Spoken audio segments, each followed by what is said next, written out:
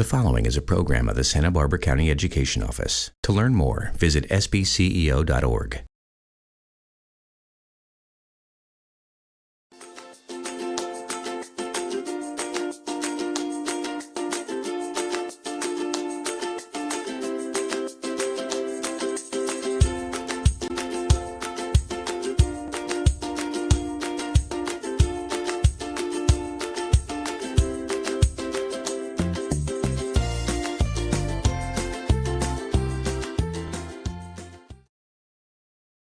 Hi, I'm Susan Salcido, Santa Barbara County Superintendent of Schools. I'm delighted to welcome our guest today, Amy Porter, second-year teacher at Carpinteria Family School in the Carpinteria Unified School District.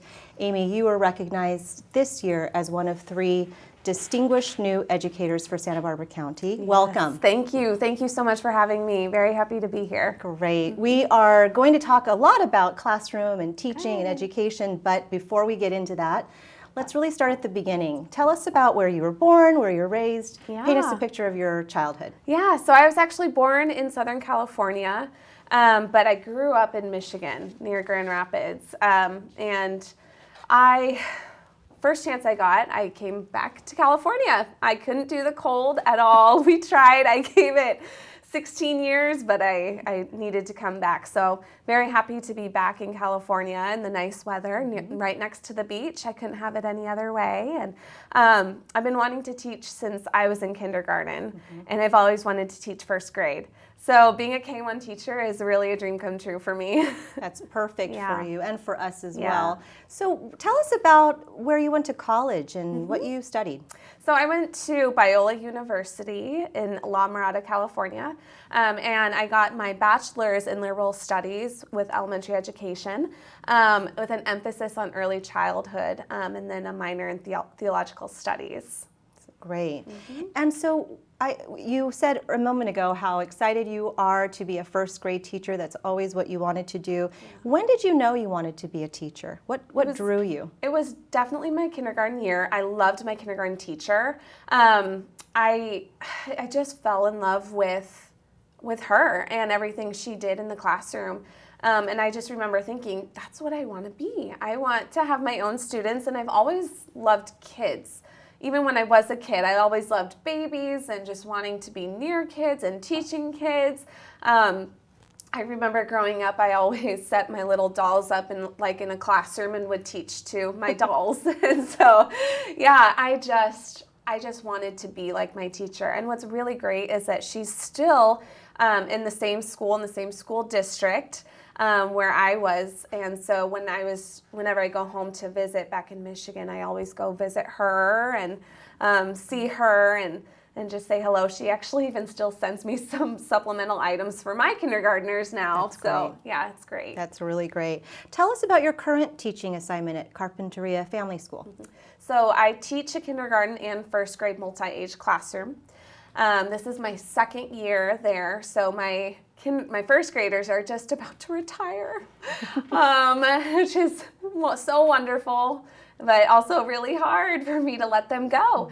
But I just love it. I love it so much. And multi-age classroom is very challenging, especially with kindergartners and first graders.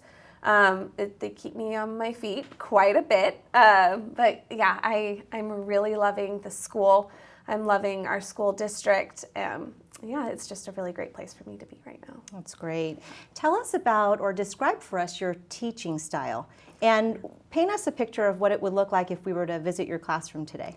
So my teaching style, I've been trying to narrow that down for a while because I try and teach with a really loving spirit and a loving attitude. My goal is that I want the kids to feel like they're known, that they are loved, and that they are cared for in my class. I definitely believe that if they have those foundations, that they know these things, that they will learn from me, they'll respect me, and they'll want to please me and themselves. I start off every morning with something called morning meeting, and I can even get in more discussion about that later.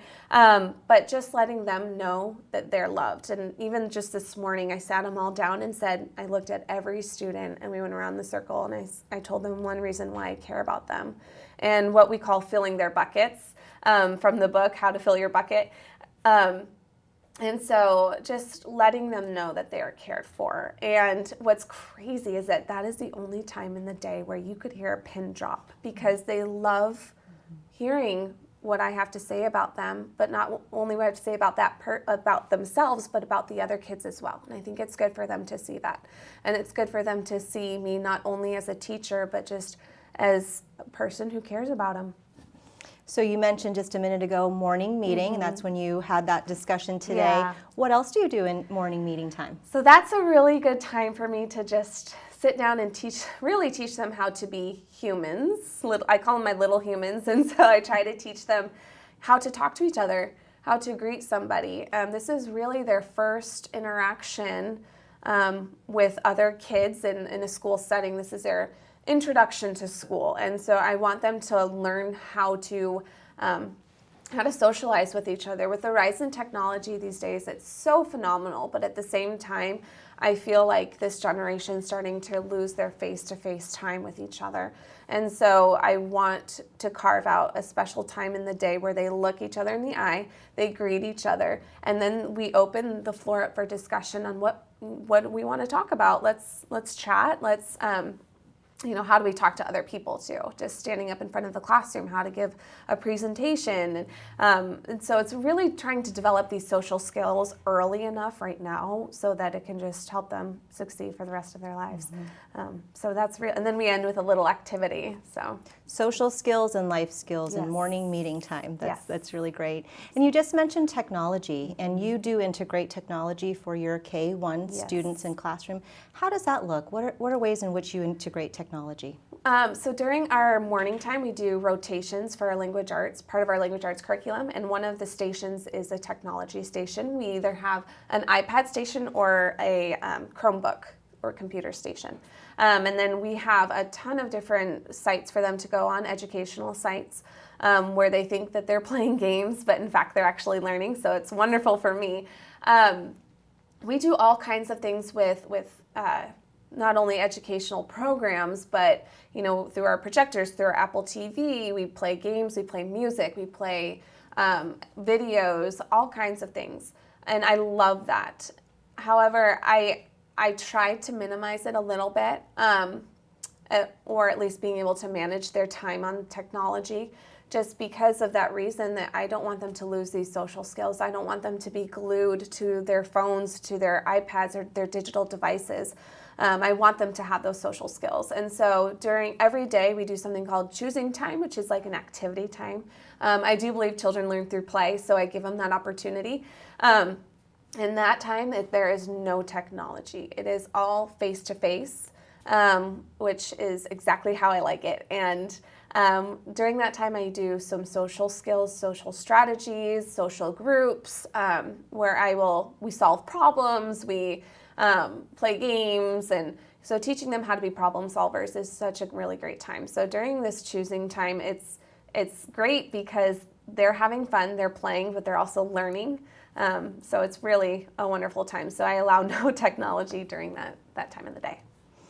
I mentioned earlier that you are one of 3 recipients of a Distinguished New Educator Award this year. Yes. What was your reaction when you heard that you were chosen? I was shocked. I couldn't believe it. I went into my first year of teaching knowing that I was just going to dedicate everything to that year. Everything I had was going to go into my teaching. And that was okay for me. I wanted that. But to have something in return, have something given to me in return, was just such a humbling experience. And I was shocked because I know that there are a lot of really, really amazing teachers out there. So it was really, really a wonderful experience for me to be a part of. That's great. And you were saying too that you're a K-1 teacher. Your current first graders were your kindergartners, so they'll be retiring, as you say. Share with us some of the big changes that you've seen in them over the past almost 2 years. So much growth. I mean, you see a lot of growth just in 1 year, but for me to have them for 2 years was truly a really great experience, because coming into this year, my second year of teaching, I knew what behavioral plans I needed to set up. I knew what type of intervention these kids needed and extra help and resources that these kids needed. So I was able to, over the summer, really start thinking and brainstorming some ideas. So academically, I mean, I've seen a huge change from what they were in the first day of kindergarten to what they are now is just tremendous growth. And but behaviorally, I have seen so much, just this maturity that they're learning, this leadership skills that they're gaining. And I've transitioned so many kids in and out of different resources and strategies that I have seen in my teaching that worked. So I've not only been able to see their changes, but things that I noticed for myself that worked and what didn't. And so, yeah, just this maturity that I've been able to witness has been really great. And it's great because right now I'm thinking they're maturing out of my classroom. They're starting to get to this point where they are ready for second grade and they are ready for a new teacher and a new change, and which is definitely a really bittersweet moment for me. You've shared just a moment ago about leadership cultivation, even in your kindergartners and first graders, which could be something rare for others to hear about. Why is that important to you to cultivate leadership, and how do you do it? It's extremely important to cultivate leadership because I think in any career you have that opportunity to demonstrate leadership abilities. And it's just a really great quality to learn now and start building in them now. And what's wonderful is that my first graders, I spend the first about 6 weeks of school with my new first graders, teaching them how to be leaders to the kindergartners and teaching them leadership skills. And we do all kinds of leadership games and resources that I bring into the classroom to help utilize this resource skill.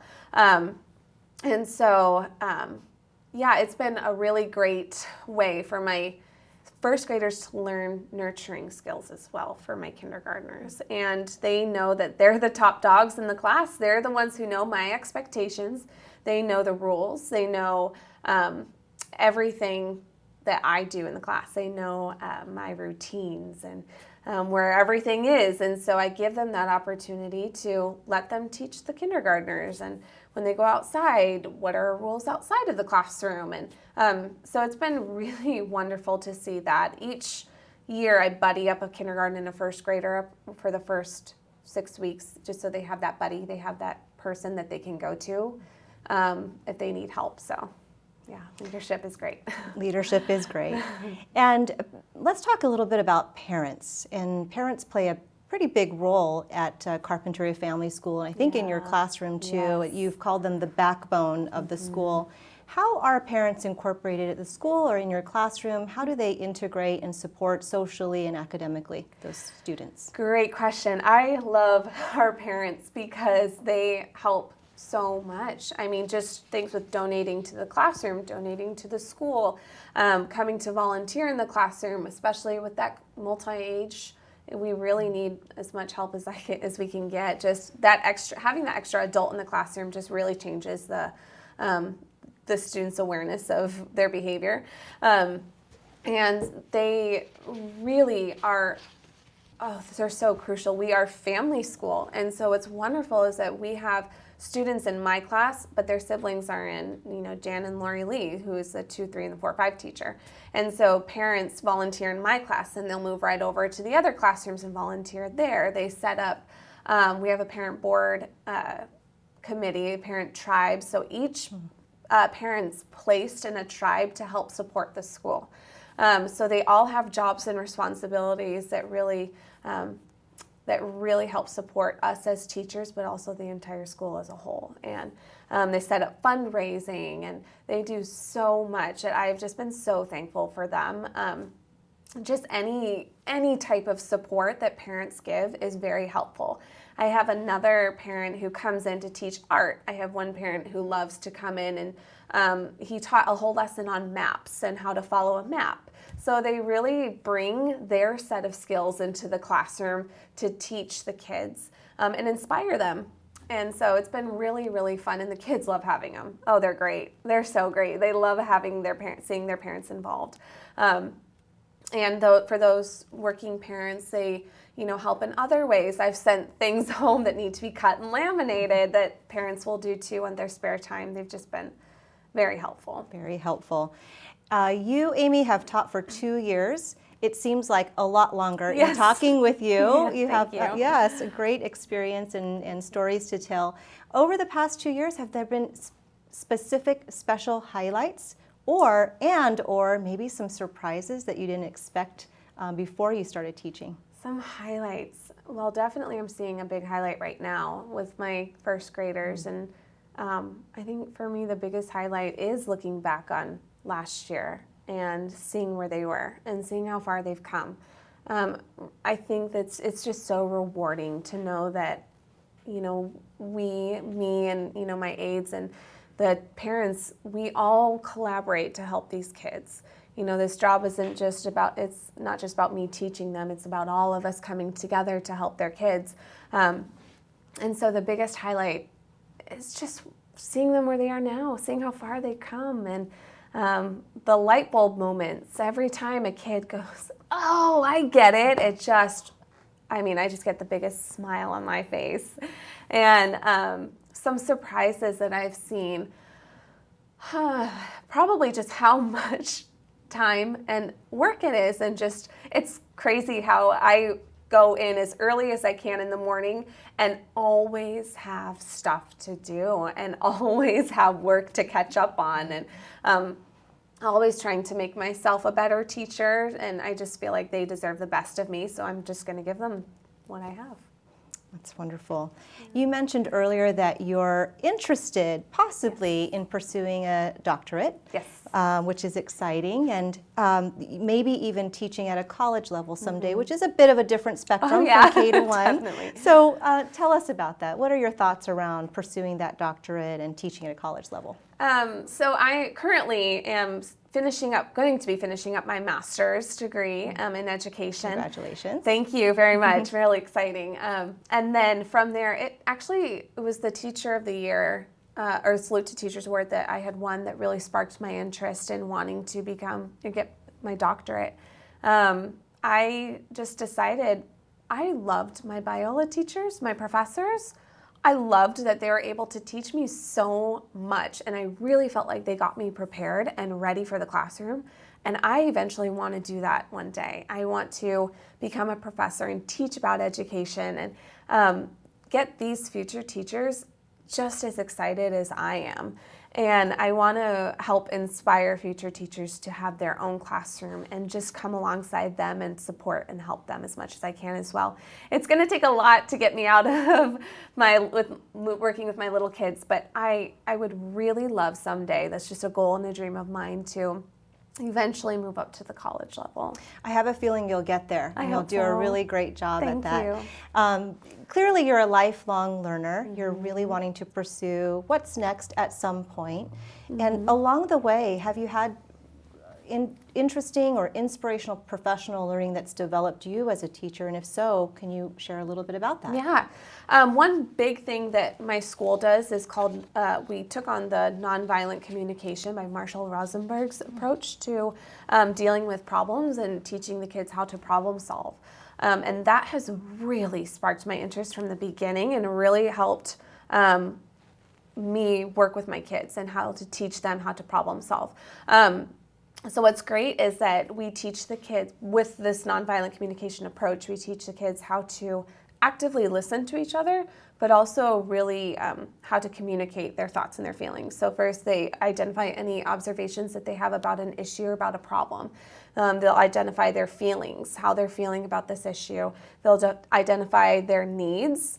So what do I need because of this problem? And then they'll make a request. And so this approach that I've adopted into the classroom has really helped. So I love teaching kids how to express their feelings.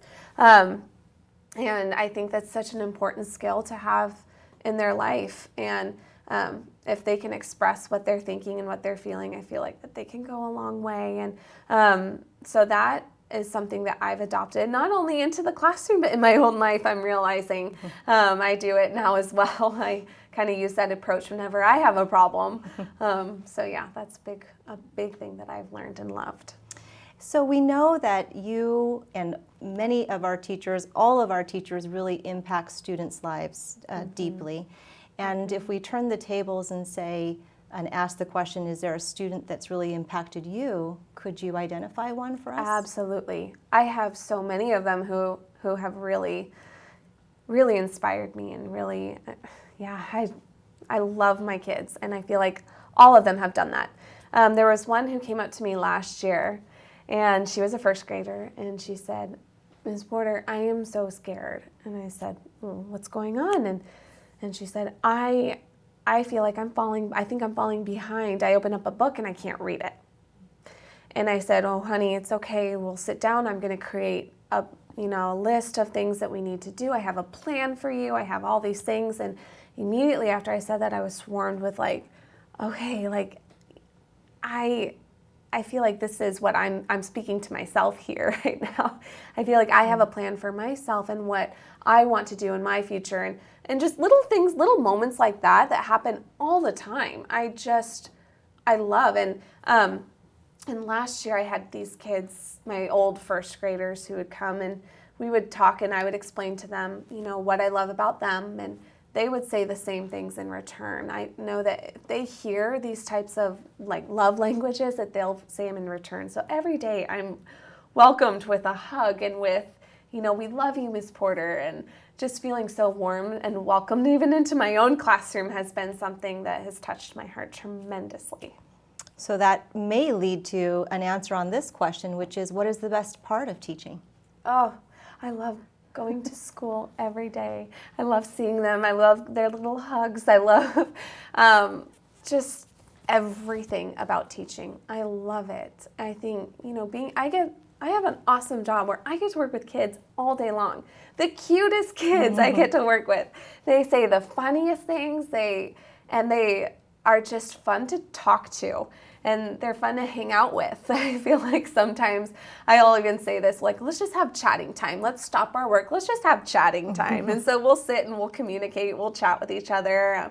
And the best part about teaching is just seeing a child succeed and seeing, these light bulb moments and being able to witness just a huge part of their life. And in K1, I see a lot of growth.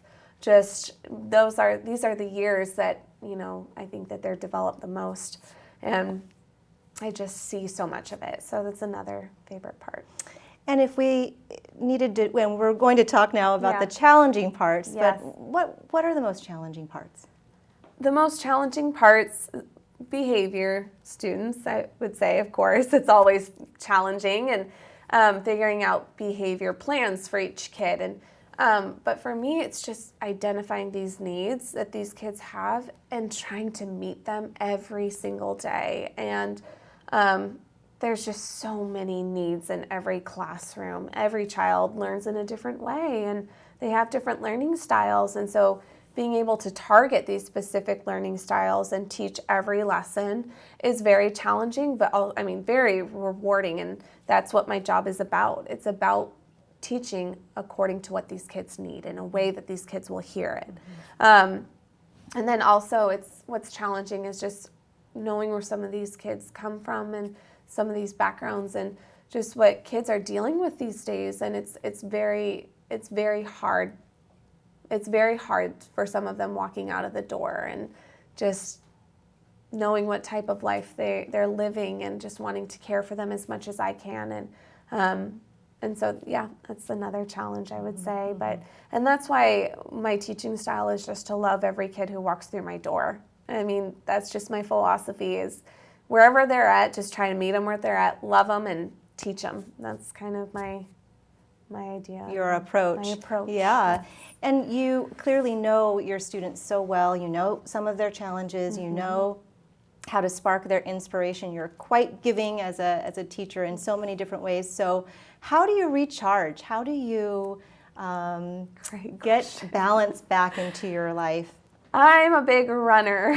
That is my time. And I tell my kids know that.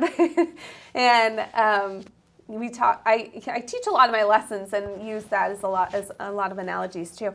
But that is my time where I just try and recharge and refocus. And I've started a new routine in my day-to-day life where I'm at school 6 a.m. every morning. I'm there very bright and early. Mm-hmm. And I will take the first 30 minutes and just go on a walk and just think about, the kids and just think about other things. That's what I call my time. And I've learned that has helped me become more patient. It's helped me become more loving, and it's helped me become excited again. And whenever the kids come in, just because I've taken that time for myself. And I'm always trying to train for something, some sort of marathon or half marathon. And so that's how I recharge. That's fantastic. Yeah. What are the qualities that make good teachers? Well, for sure, you have to love what you do. I mean, I think that's number one. I couldn't imagine being in this career and not enjoying it or not having that passion for it. So I think a teacher with passion for teaching is something that's key. I think you have to enjoy it, and you have to like kids. So as a relatively new teacher, though you sound very seasoned, what advice would you give to a brand new teacher? It's going to be a lot of work.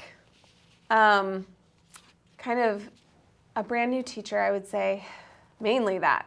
Get ready for a lot to come your way.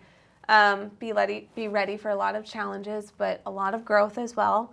Be excited every day. Remind yourself that this job is rarely about you, and it's about the kids, and it's about giving what you have so that they can succeed and giving them the best that you can be.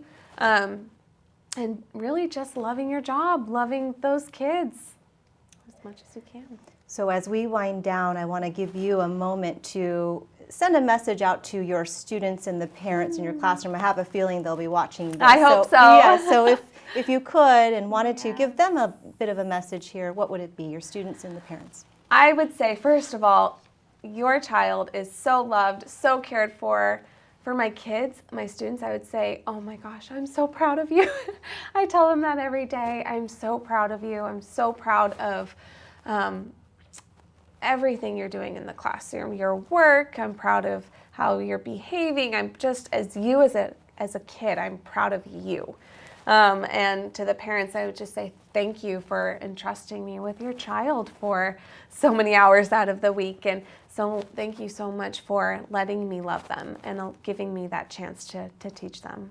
And thank you for volunteering and helping out as much as you do. Well, thank you, Amy. Thank you. Really appreciate that we could spend some time getting to know you today, and your enthusiasm, your energy, your loving way just comes right through just talking with you for a little bit. And I know that Carpinteria Family School is better for it. The students are, our whole community. So thank you so much. Thank you very really much. Appreciate it. This is Susan Salcido, Santa Barbara County Superintendent of Schools. Thank you so much for joining us.